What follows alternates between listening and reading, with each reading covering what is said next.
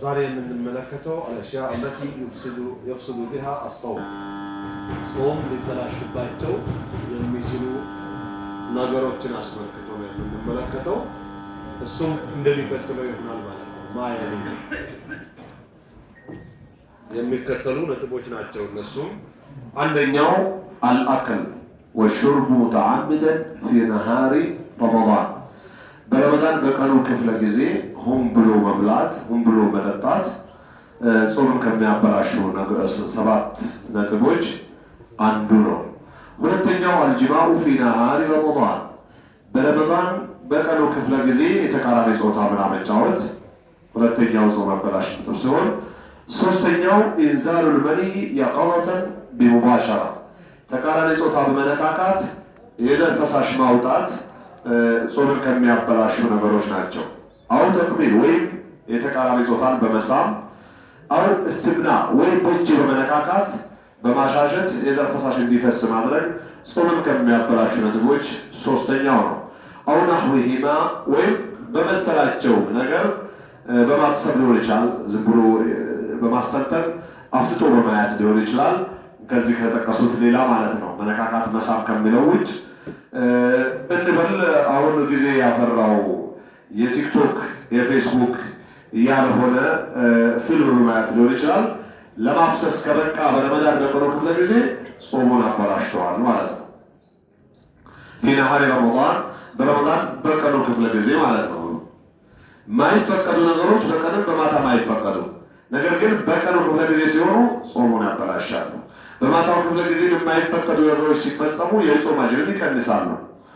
አራተኛው استعمال الإبر المغذية للبدن في نهار رمضان የምግብ መርፊን መውሰድ ምንድነው? ግሉኮስ ነው። ለምግብ መተኪያነት የምንጠቀመውን መርፊ መጠቀም ይህም ጾምን ከሚያበላሹ ነገሮች አራተኛው ይሆናል ማለት ነው። ተራ መርፊ እንደማያጠፋ ነው ማለት ነው። ለምግብ የሚሆነው መርፊ እንጂ ለመድኃኒትነት ለሕክምና የሚጠቀሙት መርፊ ጾም እንደማያበላሽ ነው የምግብ መርፊ ሲባል ማለት ነው። وهذه المفطرات يفطر بها الصائم إذا فعلها متعمدا عالما ذاكرا لصومه ጾመኛነቱን አስታውሶ እንደሚያበላሽ አውቆ ሆን ብሎ የተፈጸማቸው ከሆነ እነዚህ አራት ነገሮች ጾምን ያበላሻሉ ማለት ነው። ከሶስቱ መስፈርቱ ውጭ ሆኖ ቢከሰቱ ግን ጾም ያበላሹ ማለት ነው። ረስቶ ቢፈጽም እንደሚያጠፋ ባለማወቅ ቢፈጽም እና ሆን ብሎ ሳይሆን ረስቶ ቢፈጽመው እንደማያጠፋ ነው የሚያሳየው። አምስተኛው ጾም አበላሽ ነጥብ خروج دم الحيض والنفاس في نهار رمضان በረመዳን በቀኑ ክፍለ ጊዜ የወር አበባና የወሊድ ደም የሚባለው ነገር መውጣቱ ጾምን ያበላሻል ማለት ነው። ይሄ በሴቶች ብቻ የሚነጠል ጾም አበላሽ ነጥብ ነው የሚሆነው። ስድስተኛው ነጥብ الردة عن الإسلام ከእስልምና መመለስ ሙስሊም የነበረው ነን ሙስሊም ሆኖ ሌላ ሃይማኖት ከተቀበለ ጾሙ ምን ሆነዋል ማለት ነው? ተበላሽተዋል ማለት ነው። ምናልባት ተመልሶ ልጹም ቢል በመካሪ ሊሆን ይችላል። ራሱ አስቦ ካፍሮ እንደገና ተመልሶ በቃ ጾመኛ ነኝ ቢል አይሆንም ማለት ነው። ጾሙ ተበላሽተዋል። በመክፈርህ የመጣ ወይም ከእስላም በመውጣትህ እንደገና ቀዳ ታወጣለህ ይባላል ማለት ነው። ሰባተኛው ነጥብ ጾም ከሚያበላሹ ነገሮች غسيل الكلى وينقسم غسيل الكلى إلى قسمين የኩላሊት እጥበት የሚባለው ነገር ጾም ከሚያበላሹ ነጥቦች አንዱ ነው። ባይሆን የኩላሊት እጥበት በሁለት ይካፈላል። የመጀመሪያው الغسيل الدموي የደም እጥበት የሚባል አለ። የኩላሊት እጥበቱ በደም የማጠብ ነገር የሚባል አለ። وهو صاحب دم المريض من أحد الأوردة የሟች የህመምተኛን ደም ከአንድ ደም ስሩ ይስቡለታል። ليمر بجهاز يقوم بعمل الكلية በኩላሊት ስራ ይጓዝ ዘንድ ከሌላ ቦታ ከአንድ ደም ስር ተወስዶ ወደ ኩላሊቱ የሚያስተላልፉት አለ። ይሄ አንደኛው ክፍል ነው። الطبيعية مع إضافة بعض المواد إليه የሆነ ተጨማሪ ቁስ ከሱ ጋር ከመጨመር ጋር ተፈጥሯዊ የሆነው ደሙን ከሌላ ቦታ ከደም ስራስቶ በኩላሊቱ በኩል ለአገልግሎት እንዲውል የማድረግ እጥበት አለ። ثم يعود للبدن نقيا في مدة 3 أو 4 ساعات በ3 ወይም በ4 ሰዓት ያህል ጋፕ ቆይታ ወደ መላው ሰውነት አገልግሎት ይመለሳል። وخروج هذا الدم ودخوله لا ينقض الوضوء ይህ ደም መግባቱ ቢሆን መውጣቱ ውዱእ አያበላሽም። لكنه يفسد الصوم ጾምን ግን ያበላሻል። ተጨማሪ ቁስም አለው። የጥንካሬና የህይወት ማቆያ አገልግሎትም እየሰጠ ነው። አሳኒ ሁለተኛው የትጥበት አይነት አልቀሲሉ ፕሮቲኒ ይሄ በፕሮቲን ማጠን የሚሉት ነገር አለ። ወሆ ኡንቡቡን ይውضዑ ፊ ጀውፊ በጥን ልመሪድ የሆነ ቱቦ ነገር ነው። በህመምተኛ ሆድ ውስጥ ያስቀምጡታል። በይነ ሱራ ወልዓና በፊኛውና እምብርቱ መካከል ያደርጉታል። ማጣሪያም ይሆናል። እንደ መሽኛም ይጠቀሙበታል አይደል? እንደ በዚህ መልክ የሚያስቀምጡት የሆነ እጥበት ነው። የጅመዑ ደመ ወልበውለ ወሰዋይ ደሙንም ሽንቱንም ሌሎች እንደ እሽ ያሉ ፈሳሾችንም ሁሉ ምግብም ካለ ምን ያደርጋል? ያጠራቅማል ማለት ነው። ثم يقوم المريض بتفريغ هذا الأنبوب مما اجتمع فيه ከዛ የተጠራቀመውን ህመምተኛ ወስዶ ሌላ ቦታ በቆሻሻ የማጠራቀም ስራ ይሰራል። وحكمه إن كان الخارج دما فلا ينقض الوضوء የዚህን ፍርድ ስንመለከት የዚህ ኩላሊት እጥበት አይነትን ፍርድ ስንመለከት ንጹህ ደም ብቻ የወጣ ከሆነ ውዱእ አያጠፋም። وإن كان بولا ዋሽንት ከሆነ أو غائطا ወይነ ምድር ከሆነ ከዛ ቱቦ የሚተላለፈው ነገር أو ما له صفتهما ወይ የውሃ ሽንትና የአይነ ምድርን ቅርጽ የያዘ ነገር ቢወጣ መገናኛው አንድ ስለሆነ ሲዋሃድ ሌላ የራሱን የሆነ ቅርጽ ሊፈጥር ይችላል እና وهذا هو الغالب አብዛኛውን ጊዜ የሚከሰተው ይሄ ነውና فإنه ينقض الوضوء ولا يفسد الصوم ውዱእ ያበላሻል፣ ጾምን ግን አያበላሽም። ይሄ ማለት ነው። ይሄ የኩላሊት እጥበትን ደማዊና ቱቦዊ ብለን ሁለት ካፍለ ነው። ደማዊው ከሆነ ያበላሻል፣ ቱቦዊ እጥበቱ ከሆነ ግን ጾም አያበላሽም ነው ብሎ በሁለት ካፍሎ እያሳዩ ነው ያሉት። يحرم بلع النخامة ሌላው አክታን ማዋጥ ሐራም ይሆናል። على الصائم وغيره ጾመኛም ቢሆን ከጾመኛ ሌላም ቢሆን ምክንያቱም ይሄ አላህ እንዲወጣ የወሰነው ነገር እንዳይወጣ ማድረግ በሽታ መሸመት ነው የሚሆነው።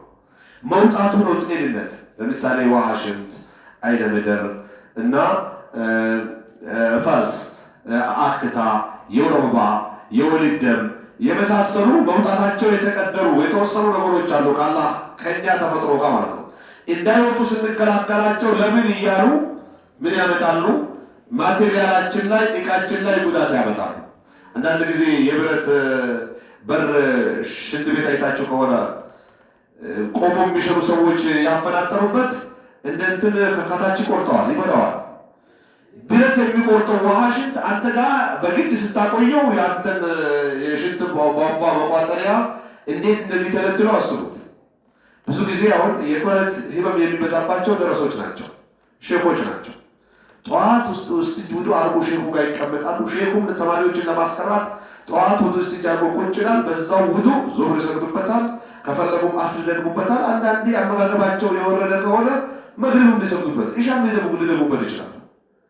ያ ሽንት ሳይመጣባቸው ቀርቶ አይደለም፣ እያረሳሱት ዝም እያሉት ያናይል ካላጣደፈኝ እያሉ ኩላሊታቸው ምን ያደርጋል?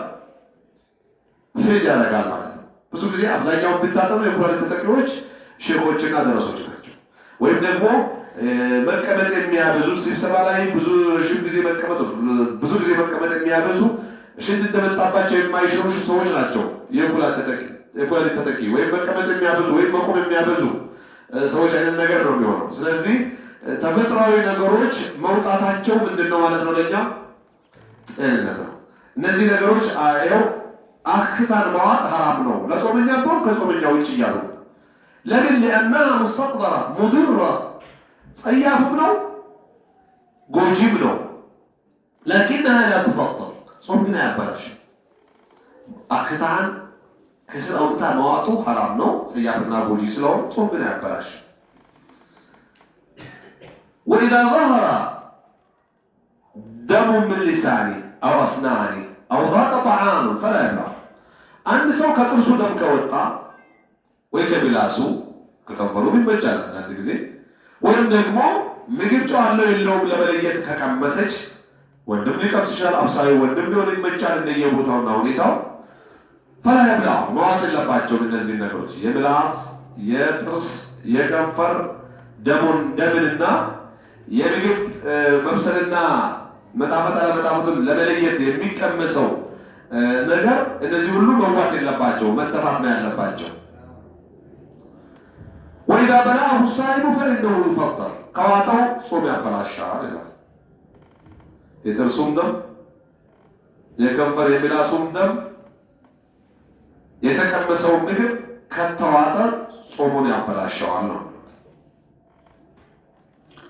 ሌላው አንዋዑ المفطرات ጾም የሚያበላሹ ነገሮችን አይነት ስንመለከት المفطرات ترجع إلى نوعين ጾም የሚያበላሹ ነገሮች በስንት ይካፈላሉ በሁለት ይካፈላሉ الأول دخول أشياء تفيد البدن وتغذيه وتقويه ለሰውነት የሚጠቅሙ ቀለብ የሚሆኑ የኃይል ጉልበት የሚሰጡ ነገሮች ወደ ውስጥ መግባት ነው አንደኛው ለምሳሌ ካልአከል መብላትን ይመስል ወሽርብ መጠጣትን ይመስል ወማ يقوم مقامهما የመብላት መጠጣትን ቦታ የሚቆም ነገር ለምሳሌ ግሉኮስ መርፊ መጠቀም ከአቅል ደም መተካት ሊሆን ይችላል አሁን ደም የሚለገስለት አካል ደሙ ጾሙ ይበላሻል ነው ማለት ነው ህይወቱን ለማቆየት ነው ጭራሹንም እኮ ኦፕራሲዮን ሲያደርጉ ገና ደም የሚለግስ ቤተሰብ ፈልጎ ወይም ከቀይ መስቀል ገዝተው ነው ኦፕራሲዮን የሚያደርጉት ደም ያስፈልገዋል ብሎ ሲያም አወሻ ተድሩ ሊጎዳ የሚችል ነገር ሊሆን ይችላል ከሹርብ ደም መጠጣት ሊሆን ይችላል ደም ይጎዳል ማለት ነው ወልሙስኪር አስካሪ ነገሮችን መጠጣት ሊሆን ይችላል ወናሁይማ የመሳሰሉት ይሄ ወደ ውስጥ የሚጠቅም ወይም የሚጎዳ ነገር ወደ ውስጥ መግባት ነው ይሄ ነገር ጾምን ያበላሻል ማለት ነው አثاني ሁለተኛው خروج اشياء منهكة للجسم ሰውነትን የሚያዳክም ነገር ከሰውነት መውጣት ነው منعفة الله فتزيده ضعفا الى ضعف ከጾም ድካሙ ሌላ ድካም የሚጨምር ይሆናል ለምሳሌ ከተዓሙድ الجماع ሁም ብሎ ግንኙነት መፈጸም እየሰጠ እያወጣ ነው ወደ እስትምና የዘር ፈሳሽ ማፍሰስ ወደ ሙልሐይ የወባ መጠቀም ወንፋስ የወሊድ ደም ዋግምትን ለምን እንደዘለለው አላውቅም እንደ ስምንተኛ ጾም አጥፊ እንደ ፍቅር ሻፊንያ ዋግምት ወይም ንድፈት የሚባል ደም የማፍሰስ ነገር አለ እና እነዚህ ነገሮች የሚጎዱ ከሆነ ከአካል የሚወጡ ነገሮች ናቸው ጾም ምን ያደርጋሉ ማለት ነው ያበላሻሉ ይላሉ الأشياء التي لا يفسد بها الصوم كثيرة ومنها بلو يكتلال صوم يما يبلاشو نغروج እጅግ ብዙ ናቸው ከነሱም ብሎ ያንድ ፕሮግራም አላህ የማታ ሰው ይበላል ወይ የነገ ማታ ሌላ ሰው ቢያቀርብ ነገ ማታ የምናየው ይሆናል እና እስከዚህ ካየን ይበቃናል ምናልባት ካየነው ከሰማነው ጥያቄ ያልገባኝም የምንለው ካለ መጠየቅ እንችላለን ወሰለላሁ ዐለ ነብይና ሙሐመድ ወዐላ አሊሂ ወሰሐቢሂ ወሰለም